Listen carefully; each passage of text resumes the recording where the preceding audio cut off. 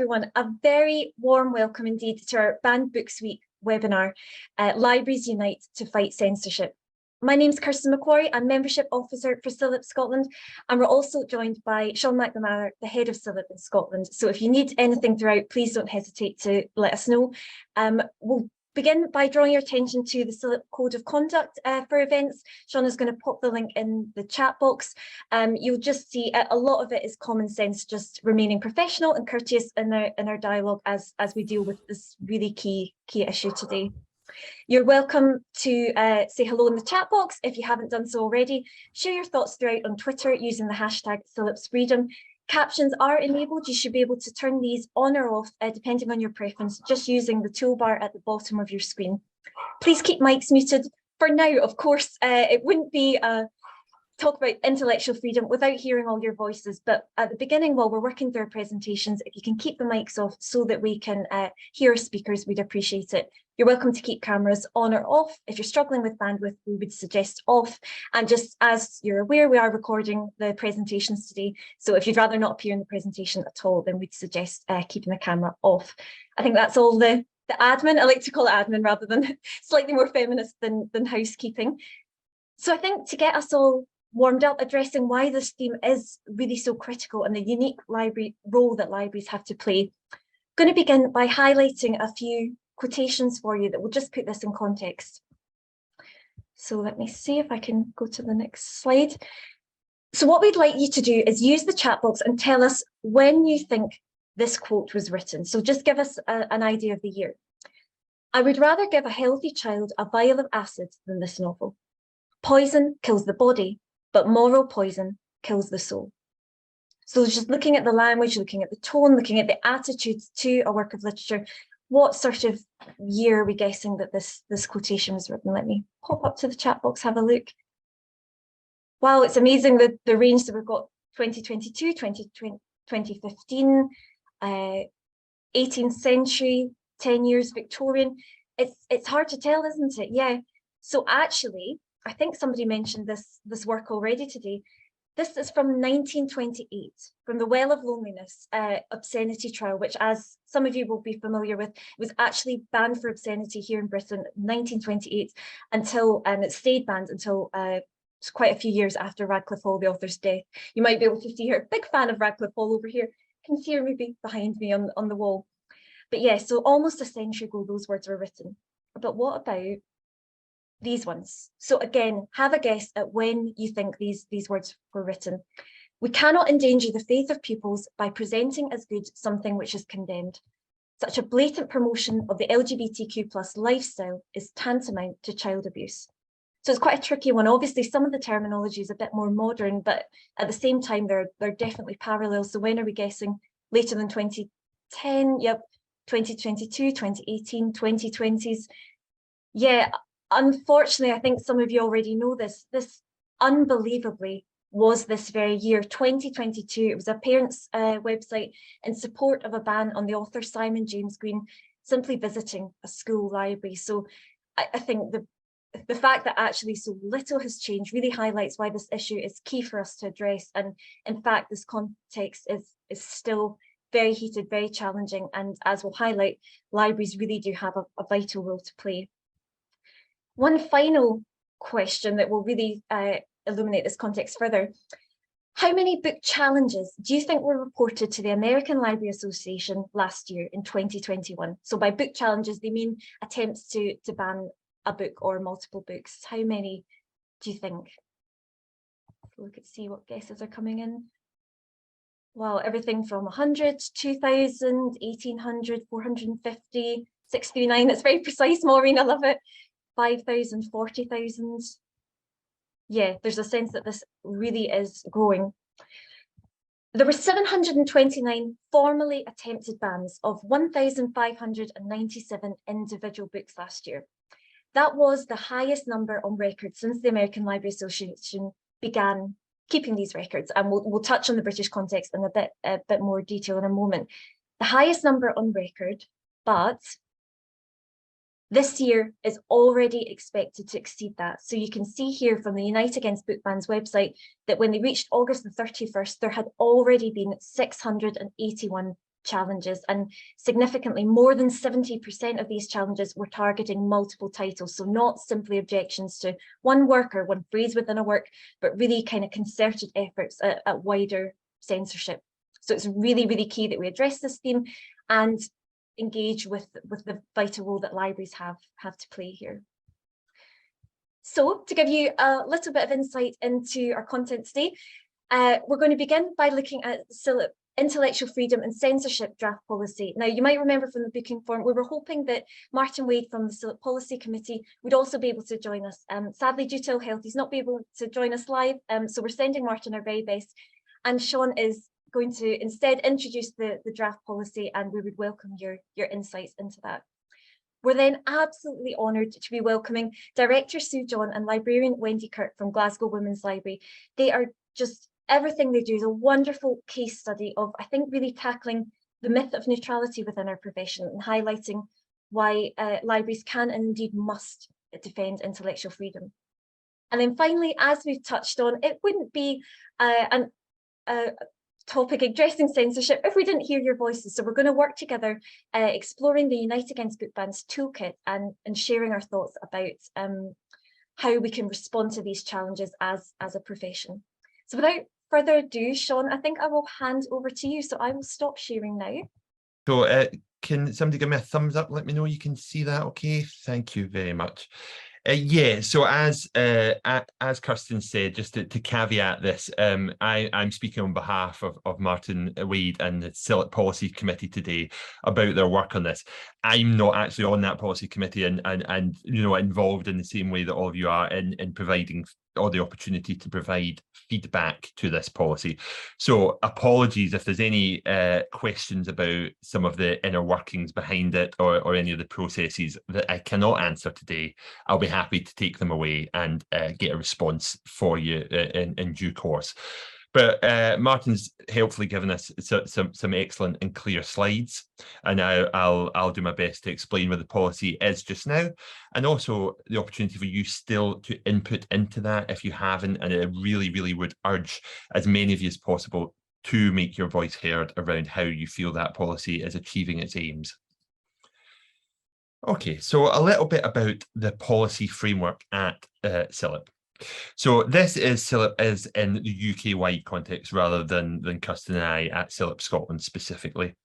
So the CILIP UK Policy Committee advises the CILIP UK Board on the development and revision of all of its policies.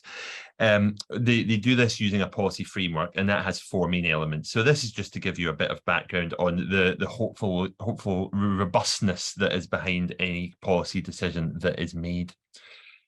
First and foremost, it is all backed by the ethical principles of CILIP.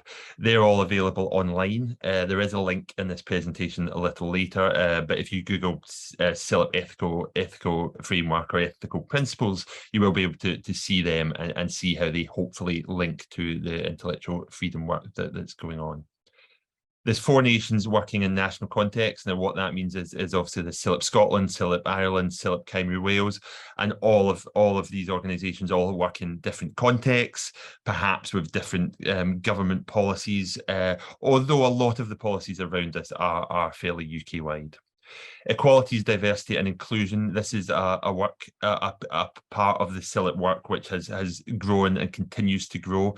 And we in CILIP Scotland have our own EDI policy, and CILIP have their own EDI policies, which all mirror each other and are all aimed at improving equality and increasing diversity and inclusion. And it's absolutely essential that any of our considerations around intellectual freedom pay heed to these policies and ensure that they are taken into account. And then there's relevant UK and international law, which has various connotations around a policy around censorship or intellectual freedom. So this diagram here just explains the policy committee's thinking. So first of all, they were defined by Article 19 of the Universal Declaration of Human Rights, and I'll talk a bit more about what that actually is. Then they took into account basically what the professional ethics are, so those ethical principles as well as law. And then on top of that, as part of the feedback, hope to gather some practical guidance in terms of guidelines, publications, training, but also case studies, because as we know, our policy is one thing, but as we've seen recently in many places, these can get tested and require careful thought and consideration about how they really can be put into practice. And then, as any of you that are CILIP members, there's a key part of everything we do is about reflection and reflecting on our ethical work and our practice. And then that leads back into the case studies. So all of this defined how the policy committee started to look at this. So intellectual freedom. Now, what the definition that the policy committee decided to use was that this was freedom of access to information and freedom of expression as defined under Article 19. The right to freedom of opinion and expression. This right includes freedom to hold opinions without interference and to seek, receive, and impart information and ideas through any media and regardless of frontiers. They also found this was reinforced by Article 10 of the European Convention on Human Rights, that everyone has the right to freedom of expression. This includes freedom of opinions and the freedom to share and receive information and ideas. So it seems fairly straightforward that intellectual freedom is the ethical foundation of why we have libraries and librarianship. But of course, as we've seen, we're working in very challenging times. There's a lot of polarization on a huge amount of issues. There's very few issues in politics and society which don't seem to create some form of polarization, whether that is manufactured or just genuinely there. Certainly, there's no doubt it is there, and much logic of free, impartial, and informed debate has been inverted and appropriated to justify hate speech or restrictions on the expression of ideas. And we see this in various guises, and have seen it very recently, in a number of the situations in America and further afield. So it's complex, it's difficult. There's not always a straightforward and simple answer. So our role, and I'm talking about our role as CILIP as a whole, is to help our members navigate these waters by making informed, ethical, and accountable choices on behalf of information users. So freedom of expression is not freedom of accountability, and we stand for the right to challenge as much as the right to freedom of expression. And again, that brings up various complexities which we hope that you as members can find some support for in the eventual policy that is published around intellectual freedom. And if you feel that the policy as it stands at the moment does not reflect that, then the chance is still there for you to input into that. Okay. So we'll share this link in the chat if we haven't already. But if you go to that link, what you'll find is a link to the draft policy as it stands. There's also a link to a survey which you can respond to. There are a couple of phases to that which I'll explain, but it's a good opportunity for everyone in the community to respond to that. Originally, the deadline was meant to be August, but I can confirm that it's definitely still ongoing, and there's still definitely an opportunity to respond to that. Okay, so just the policies are all there, and you can have a look at it, and I do encourage you to read it in your own time. It's not huge, it's only a few pages. I think the policy committee have tried to be as succinct as possible whilst achieving its aims. So the draft policy is based on human rights, as I said, Article 19 and Article 10, and ethics, the CILIP ethical framework. The policy says is that the role of librarians, information and knowledge professionals in all sectors is to promote intellectual freedom and to oppose censorship in the provision of services to users. As library and information professionals, we are committed to upholding, promoting and defending human rights, equality and diversity, and intellectual freedom, including freedom from censorship.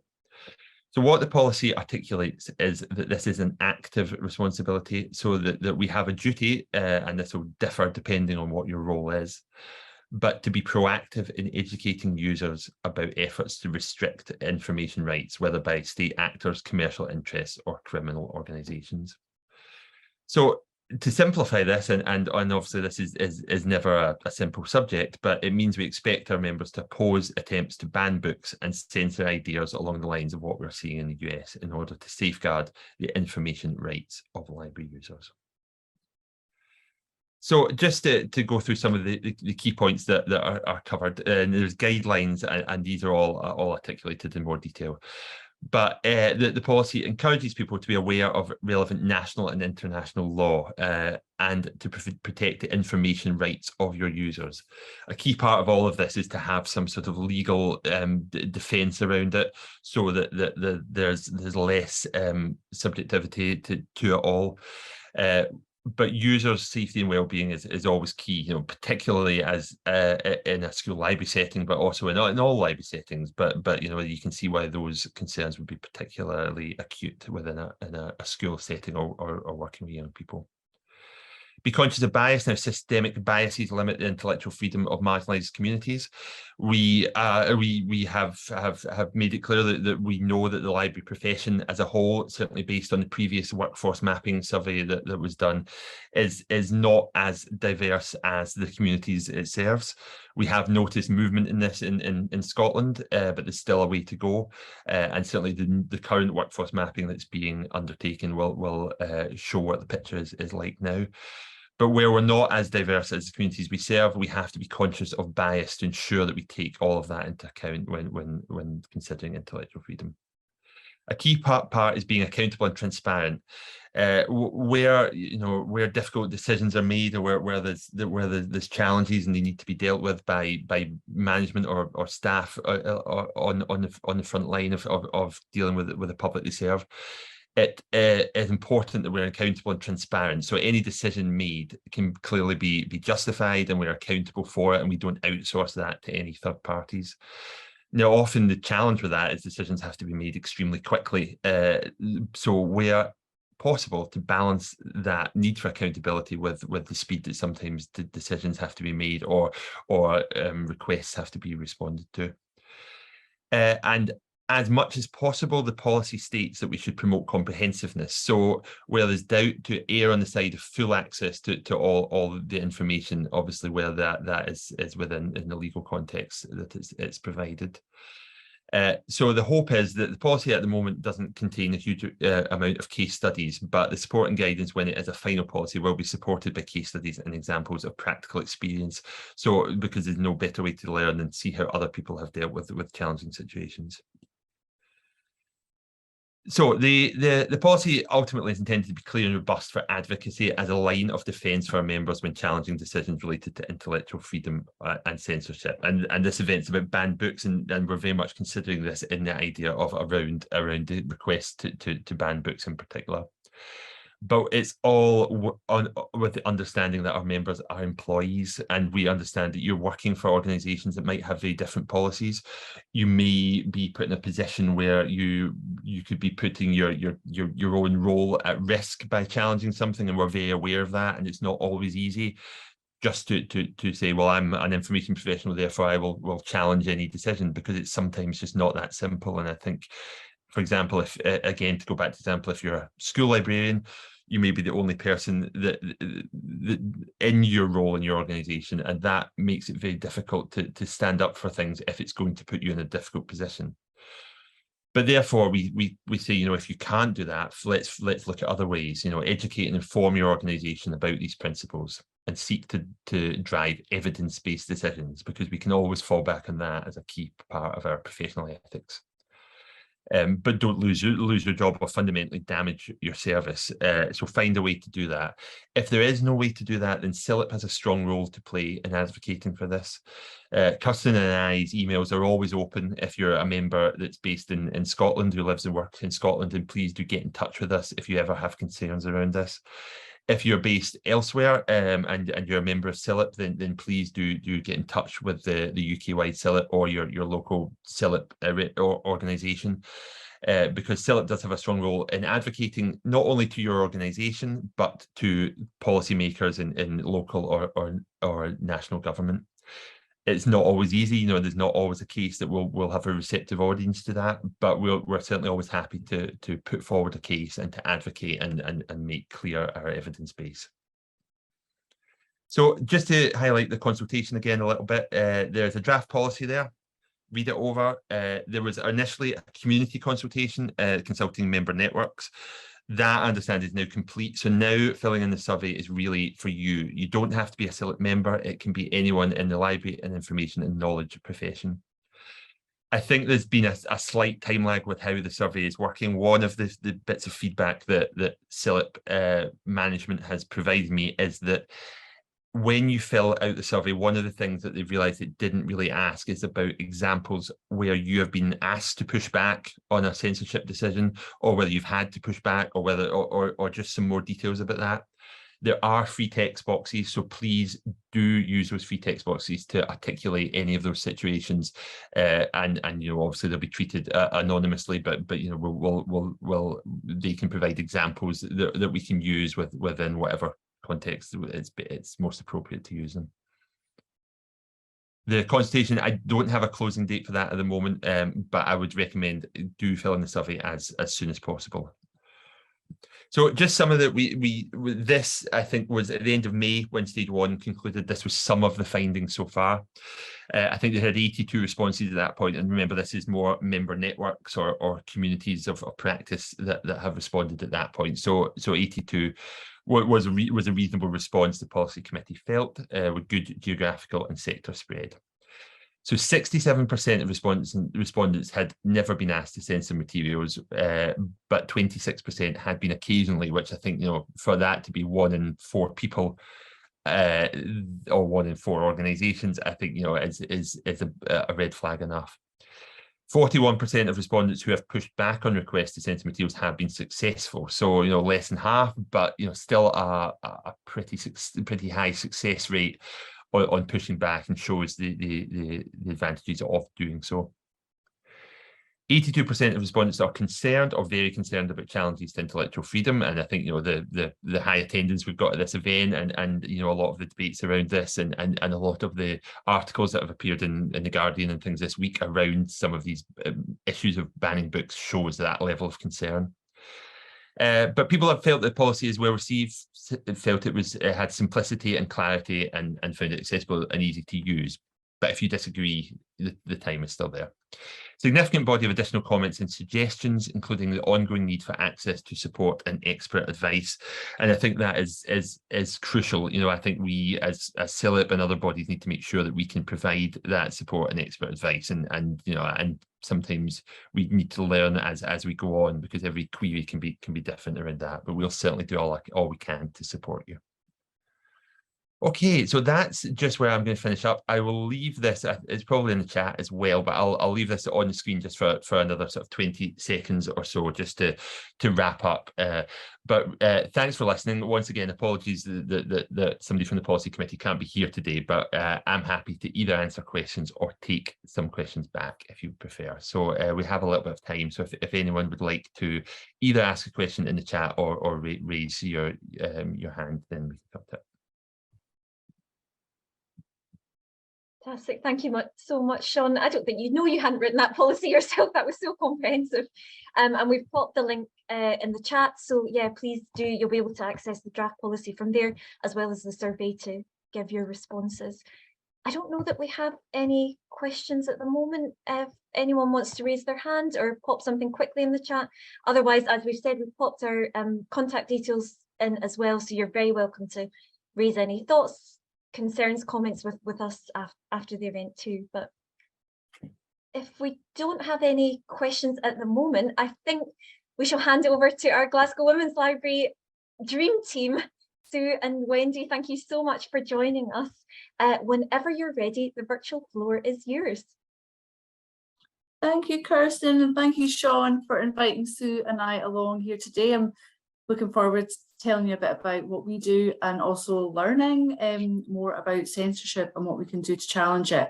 So I'm going to share my screen now, and Sue and I are just going to go through a short presentation. So bear with me a wee sec while I do that.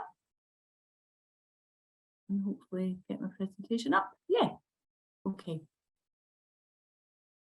So my name's Wendy and I'm the librarian, and Sue John is one of our directors at the library. So in case you haven't heard of Glasgow Women's Library, I'm just going to tell you a little bit about us. We are a library, an archive and an accredited museum.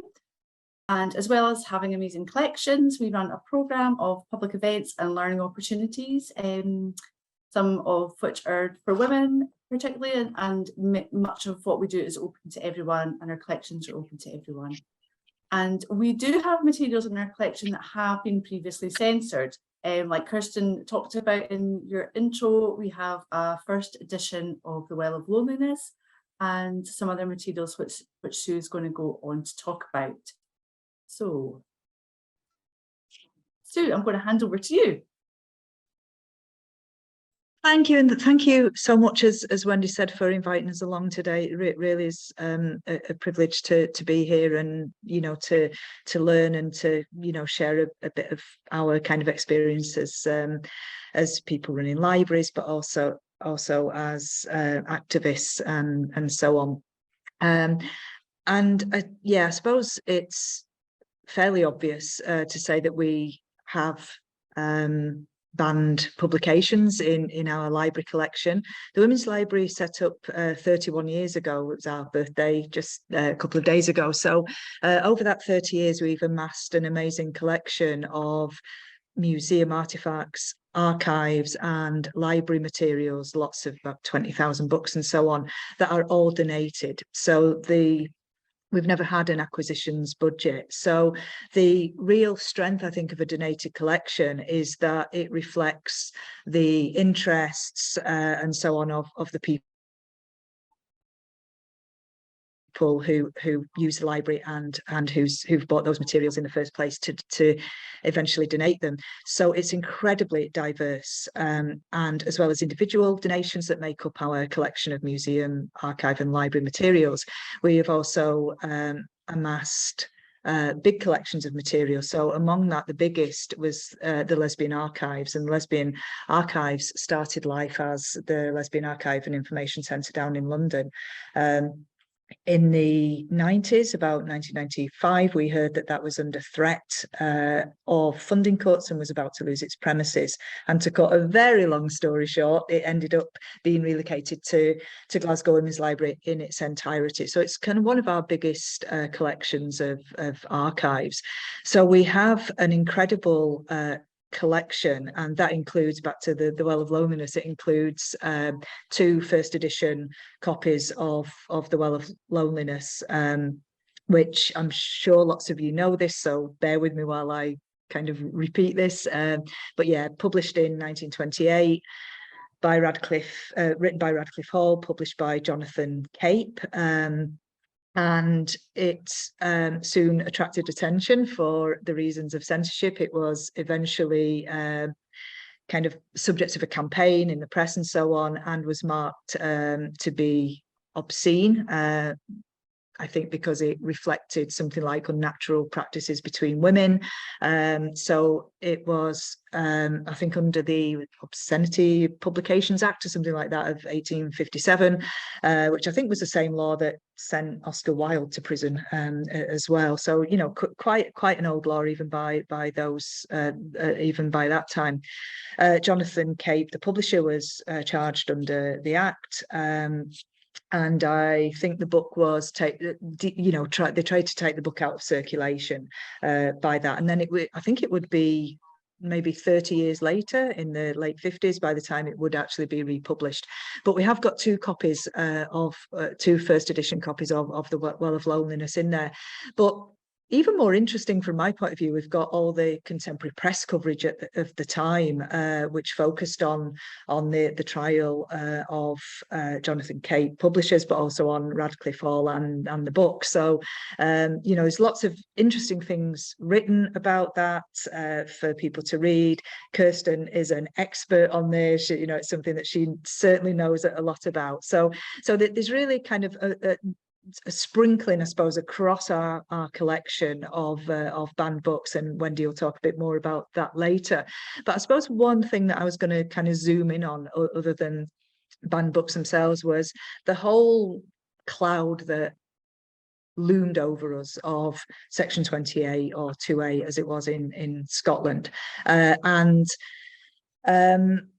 lots of librarians, I'm sure, among you were librarians at the time as well. And I think one thing that stands out for us and reflected in the Lesbian Archive collection that we have a vast collection that really tracks Section 28 from its enactment, from before its enactment to the campaigns that tried to stop it, through to its repeal in 2000 in Scotland, year 2000 in Scotland, and then 2003 later in England and Wales. So we've got a vast collection there. But I think the image on the right here is interesting, because I think the question mark at the band is quite interesting, because it was so full. It was such an ill-informed law. You know, Section 28, as you know, grew out of, I suppose, three main impetus really from the Thatcher government. There had been attempts to enact something similar before 1988. It was, you know, clearly a backlash against local authorities, specifically local authorities, trying to move towards equalities initiatives. So to bring in things like equalities, you know, sections and policies and so on. So there's a real big backlash, notably, I suppose, the Great London Council or the City of Manchester Council, which is where I worked at the time. So, you know, big backlash against local government equality initiatives, kind of AIDS and HIV and all the kind of terrible homophobic propaganda around that in the early 80s. And this kind of morality return to Victorian values that Thatcher was so kind of committed to. So that, you know, there was a lot of ground laid to bring in Section 28, and it was never workable. So lots of people, including teachers, including librarians, school librarians, you know, they were left with, what should we do about this? What are we breaking the law if we have Oscar Wilde on the shelves, or any of those writers, Joe Orton or Alice Walker, or, you know, James Baldwin? So it was a really ill-informed, unworkable law, never a successful prosecution, but effective because it censored. It's self-censored. It stopped groups applying for funding, because they would have to say that to local authorities, I mean, applying for funding, because they would have to say that they would not be in contravention of Section 28 if they applied for this funding. So, you know, it laid a ground. It was a scary time, I think. And there were, if you look at the pink paper, the image there on the right, the gay press was certainly full of stories where things were popping up all over the UK, really in different settings, of Section 28 being enacted through that kind of self-censorship. So interesting. There's a lot to say about Section 28. Handily, I wrote my dissertation on it at art school in 1993. So I know fine well that there's certainly a lot to say about it, and a lot of activism came out of it as well.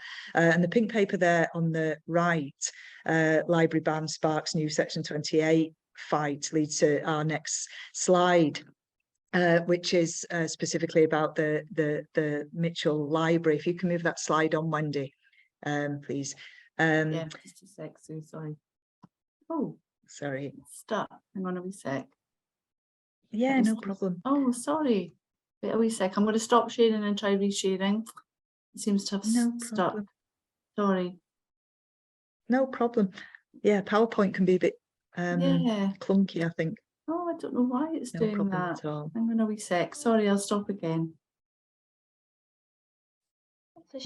And I suppose just to give some context while Wendy's reloading the slide, I worked at the Women's Library quite a while, so I came to Glasgow to go to art school in 1989 and graduated in 1993, but the Women's Library was just around the corner from Glasgow School of Art, so I was immediately drawn to it.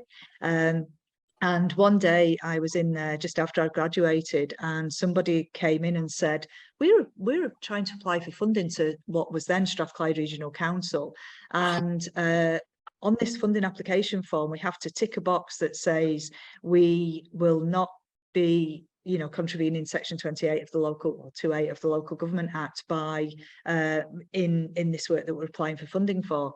So at the Women's Library, we had some space where we basically got mobilised, and through a gay and lesbian at the time. So I'll kind of use that language because that was less inclusive terms at the time than we would use now. So it was a kind of gay, lesbian, bi campaigning group called Gallus, and we staged a demonstration to Strathclyde Regional Council offices about Section 28 being enacted on this funding application form. And the timing was quite interesting because it was just before the Strathclyde Regional Council became disbanded into unitary authorities that now exist, and their view, certainly the Director of Education came up to us and said, look, you're running at a bit of an open door here, the timing is really good for this. And he arranged a meeting between some of the activists, which included me and some others, and some council leaders and officers. And what came out of that was that we would be able to kind of talk more openly about equality and about policy making and about changes in local government at that level. So that was a kind of really fruitful and long-term arrangement that came from that. So out of that kind of post that reorganisation of local government, when Glasgow City Council came in, by that time we'd had the rest of the West of Scotland Lesbian and Gay Forum, of which I was one of the people that sat on that, along with some others, and we could say to Glasgow City Council, okay, we'd like to meet with the Director of Social Work or the Director of Education, and so on and so on. So we were really making inroads into LGBT equality initiatives at Glasgow City Council. So that would be really from about 1994 that was really kind of starting to embed. So when we heard actually that the Mitchell Library had taken a small but too big for us measure, we were ready to mobilise, because it felt counter to the discussions that we were having with Glasgow City Council about their commitment to, you know, looking at LGBT equalities. So what we heard in the Lesbian Avengers, we had set up a chapter of the Lesbian Avengers that some of us in the Women's Library were kind of party to. So in the photograph, kind of second from the left there is Adele Patrick, who is one of the co-founders of Glasgow Women's Library and still works here today. And then under the kind of tail end of the Lesbian Avengers bomb with the glasses is Kate Henderson, who's the other co-founder of Glasgow Women's Library. I'm on the far right. I don't know if I'm proud to be holding a banner that says "Sack Andrew Miller." It sounds a bit, feels a bit harsh, but anyway, that's how strongly we felt. So we had set up a chapter of the Lesbian Avengers in about 1995, and we heard that at the Mitchell Library, what was happening was that you used to be able to go in the Mitchell Library at the time, and they very beautifully had a display of all the magazines and journals and papers and so on. They had the daily papers and all the magazines and journals that they had subscriptions to, and you could just go in and browse them and have a look and so on. And amongst those was the pink paper. The pink paper at the time was a gay publication, weekly. It was free. It was distributed very widely amongst venues, amongst libraries and so on. So I would say it was really kind of, core to our kind of queer life, I feel. You know, it was a very much an important publication and freely available at Mitchell Library. And what they had decided to do was put that under the counter. So they had said, everything else is fine. You can pick it up, you can have a read. But if you want to read the pink paper, you have to go up to the librarian and ask them to see it, to be able to read it. And they cited Section 2(a) 28 as the reason for this. So, you know, we immediately got mobilised, put on the T-shirts, and we got our banner and we went down to the Mitchell Library, and we just went every day, and we got petitions, we got people to sign petitions, we talked to people, which I think is probably the most meaningful. It feels like quite old-fashioned now, but you know, have those debates. And I think what is key, having been involved in lots of I suppose LGBT kind of activist organizing, you know, the key thing is changing laws is crucial. So repeal was so vital at the time, and really brave, I think, in the kind of first term really of devolution, that it was a kind of Labour Scottish executive that did that at the time. Really brave move by those politicians involved. But just a tick, you know, a tick on a box. It just needed to be done, and I think that that's what they felt. But I think the question is whether or not you win hearts and minds as well as change laws, and I think that's really crucial when, you know, from an activist point of view, and it's still crucial today. So talking to people is really important. So when people were saying, what is this? What do you object to? We're like, we object, you know, what do we object to? What is Section 28? What's the pink paper? So we were there every day just talking to the public. But there's a really interesting thing about the librarians in the Mitchell Library. We protested every day, and we did go in and cause a bit of a rumpus as well, kind of rampaging through the Mitchell. But what happened every single day is that librarians were coming out to us, to speak to us, to say, we completely agree with you, you know, we're on your side, we do not support this, you know. So that was a really interesting thing for us. And yeah, to cut that long story short, we did win that. They did roll back on that, and it became available again. And then moreover, we then some time after that, we at the Women's Library, I mean, not the Avengers, we then went to work with the Mitchell Library under a kind of new management to do an exhibition that that took place in the entrance hall at the Mitchell Library at the kind of Kent roadside. So they came to us and said, that was a terrible episode. We, you know, how about we work together and have an exhibition on Section 28 and its implications, you know? So that was a really positive outcome, we felt, you know. And of course, later we also, the Women's Library were based there for some time as well, while we were in temporary accommodation. So a really interesting thing, you know, I think a good example of why it's important to defend censorship when it happens, and to really fully record things as well, so we do have a record of how these things happen, why they happen, and what the on story is after that, I think. So I'll pass over to Wendy, and she can tell you a bit more about our work in the library as well. Thank you, Sue. I'm hoping that my presentation is not stuck again, which it has. I don't know why it's doing this. I'm going to have to stop sharing again. I do apologise, so I can move on to the next slide. Bear with me a wee second. Wendy, I don't know why it's doing that. Not that I wouldn't love to look at that lesbian Avenger photo forever. I know. I don't know why it's doing that. It's maybe just because we've been on the same slide for a while, so bear with me a wee sec. Yeah, Wendy, I've got it here as well, so if you have any continued problems, then just let me know. There we go. So thanks so much, Sue. So Sue's obviously talked fascinatingly about things that are in our archive. So I want to tell you a little bit about what we do to raise awareness and challenge censorship through our reader development programming. So one thing that I am involved in is running a read aloud group called Story Cafe, which is a lovely, popular, busy group where we read aloud stories and poems from the collection and explore thoughts and ideas and our own experiences through that. So some things that we have done to celebrate Banned Books Week is do a story cafe on a particular theme. So this is one that we have done, which was looking at LGBTQI writers. And some of the materials we looked at were the Well of Loneliness from our collection, from our lesbian archive, and other materials from that. And looking at really how things compare to lesbian love in contemporary fiction. So we were looking at writing by Sarah Waters and talking a lot about how things have changed, but also how things remain, and the fact that diverse voices being challenged and being banned in literature is a real ongoing concern, and what we can do about that.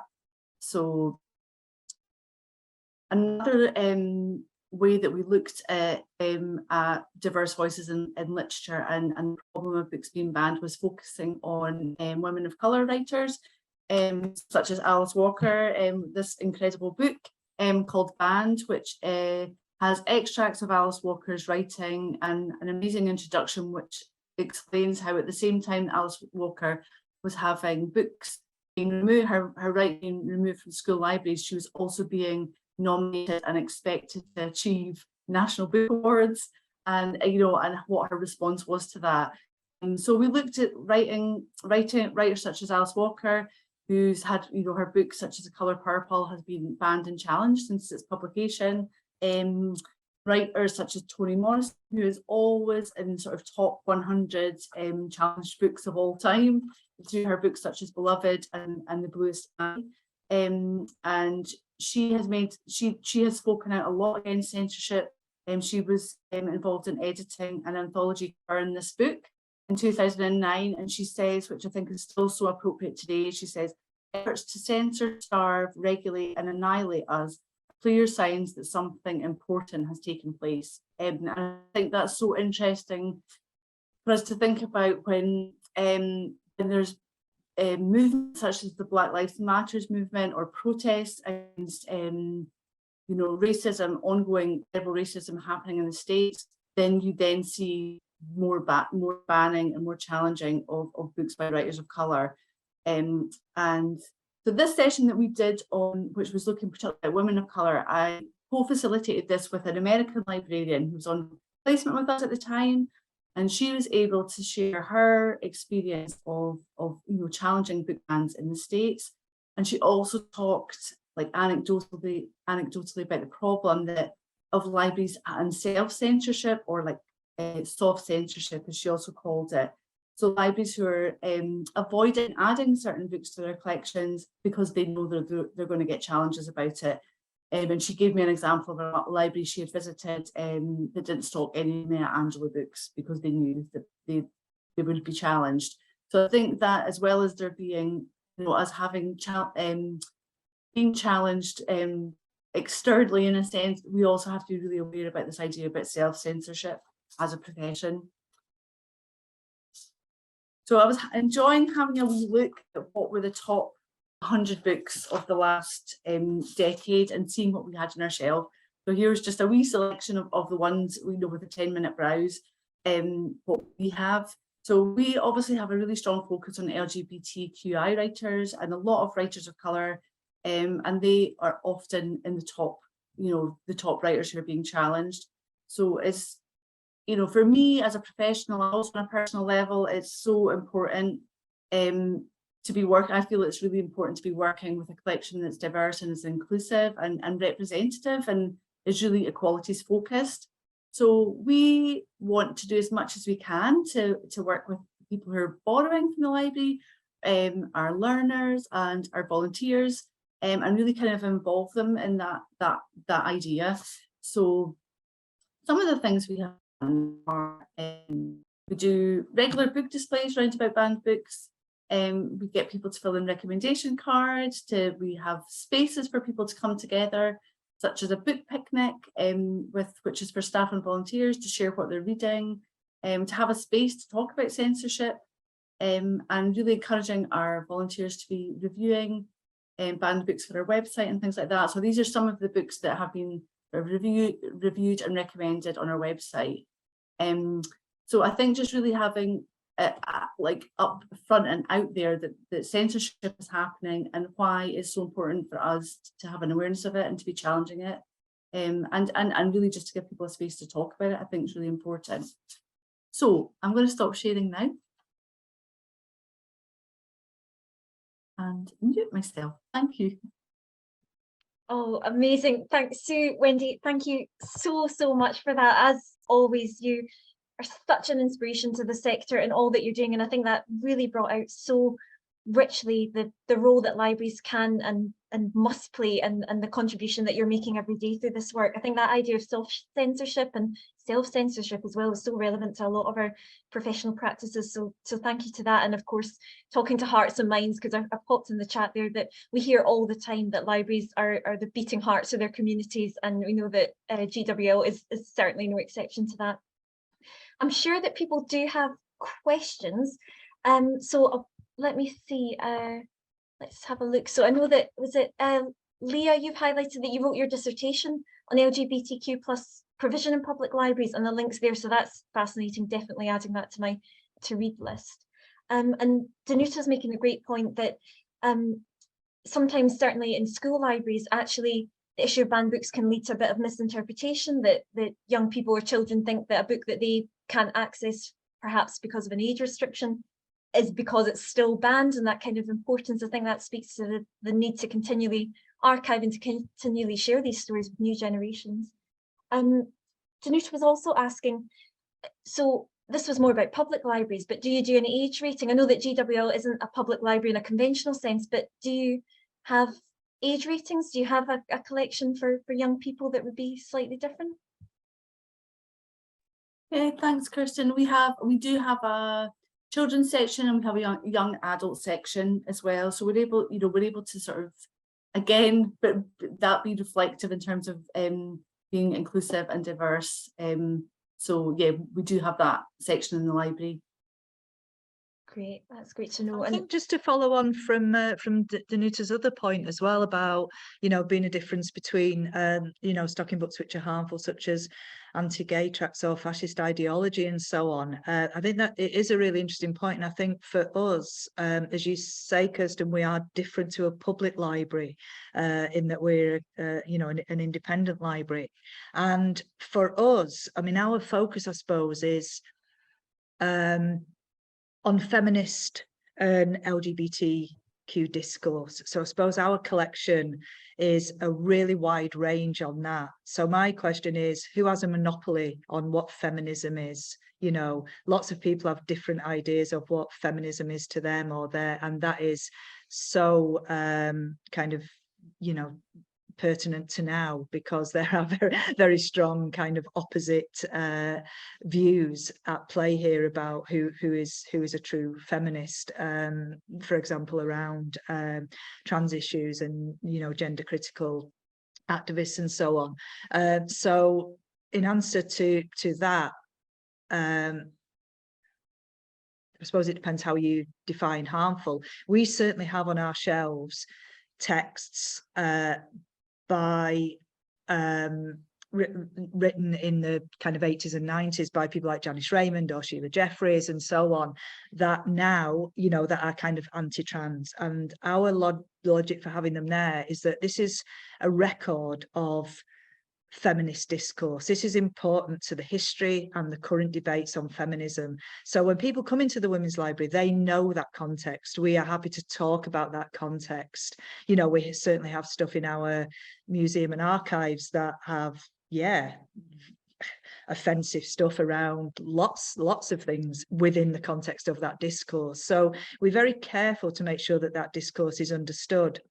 And interestingly, we had a donation recently, which is the first published text that we've had around what we can define as a new movement. So it's somebody who's a gender critical feminist who's published a book, and we have put that in our museum and archive collection. And the reason we've done that is that we want to collect that as a kind of movement, rather than it actually being a lending library book. So what we're saying is, there's a new kind of feminist movement here, and so we kind of collecting, we do contemporary collecting. So what we want to do is make sure that we are recording these current debates on all or both sides. So in terms of self-ID, for example, of gender, we are kind of capturing all sides of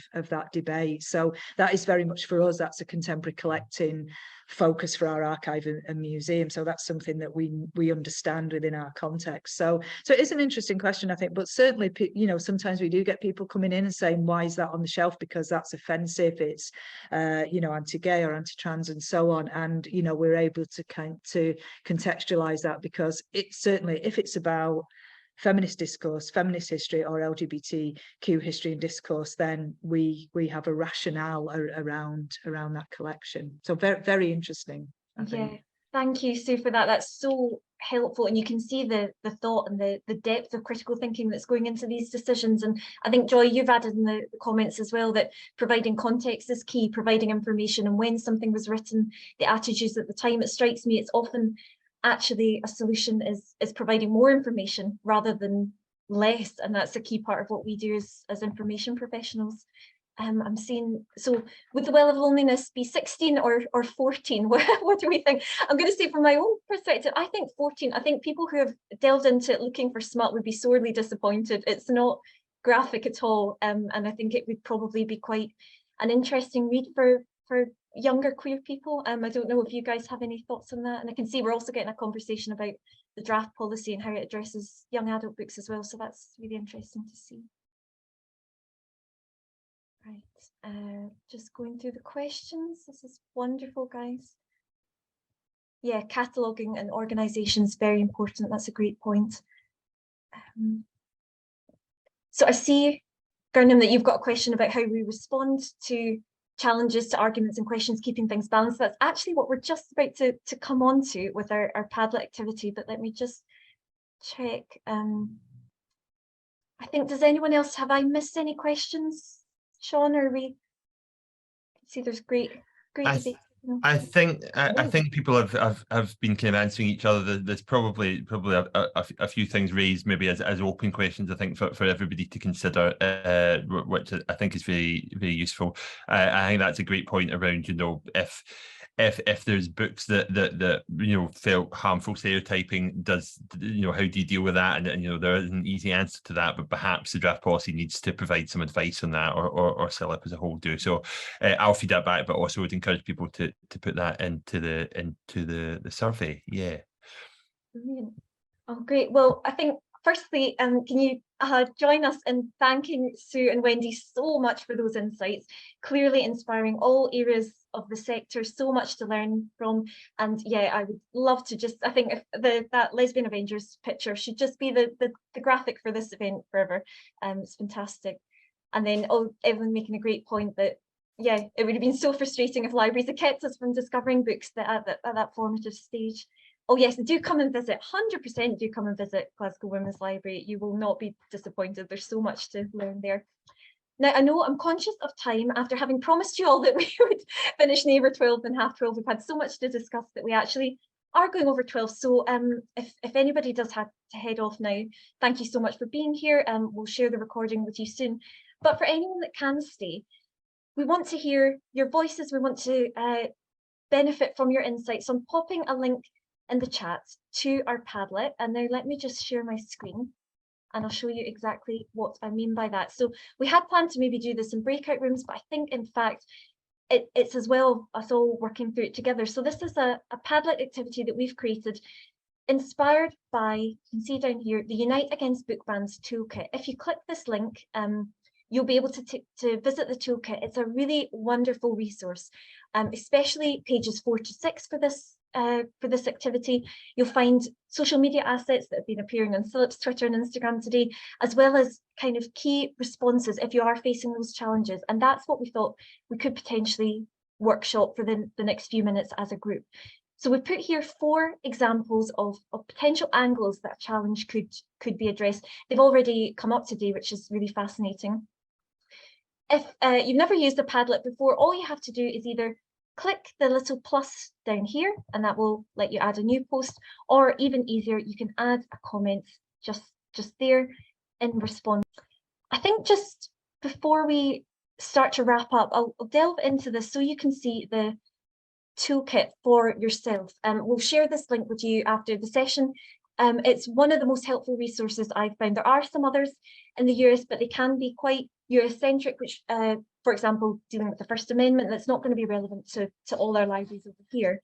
But oh, it's taking ages to load. It is a chunky document, but it's worth it. But yeah, the Unite Against Book, here we go. So this will give you a glimpse. As I say, we will share this link with you all afterwards, but you'll find a lot of helpful information here if either as a service you are facing challenges and want to come up with a policy, or even as individual librarians if it's on that more informal discursive level. So how to talk about book bans. And here are some of the really key points as well. Reading is a foundational skill critical to future learning and exercising our democratic freedoms. We can trust individuals to make their own decisions, and I think that applies to young people as well. That's come across really strongly today. Parents have the right to guide their child's reading and education, but not for other children, and small groups should not be dictating what others have available for them to read. Young people deserve to see themselves reflected in library books, and it's a slippery slope to government censorship, control, to losing freedom of expression. That came out with the safe spaces debate as well, I think. And if you delve into the toolkit more, there's so much here.